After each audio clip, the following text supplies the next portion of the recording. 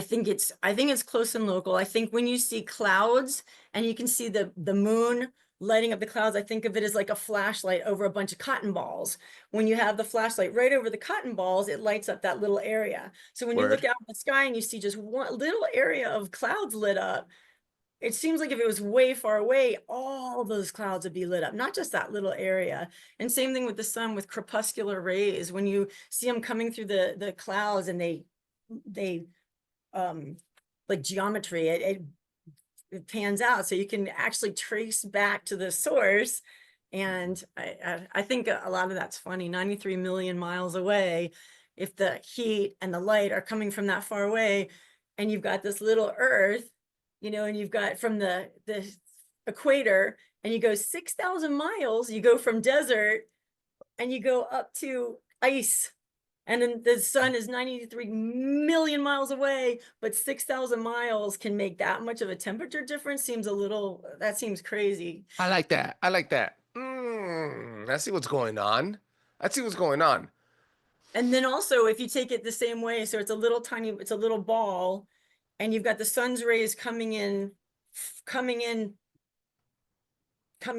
straight, like, they're coming in from one direction.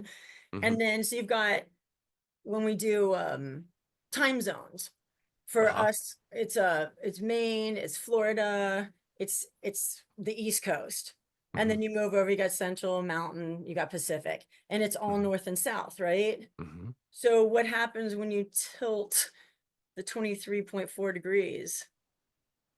Everything switches. It's not north and south anymore. Then your north and south is like this now. So I didn't explain it well, but like the equator is the hottest part in the whole, it's the hottest in the equator. Okay, Mm-hmm. but then they tilt the Earth 23.4 degrees. So Mm-hmm. then then the equator's diagonal now Yeah. tilted, Uh-huh. Mm-hmm. because if that's the thickest, this whatever. So to me, I there's hear you. yeah.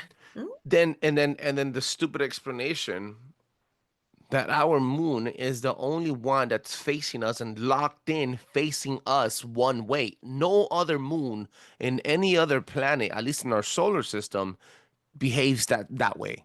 It's the only one that's locked in facing us at all times on one phase. Like we always see the same phase of the moon, regardless of where you're at. And what's Trip. funny is when you see, okay, if we're here and we look at the moon, and it's, Mhm. it's a good, nice, good size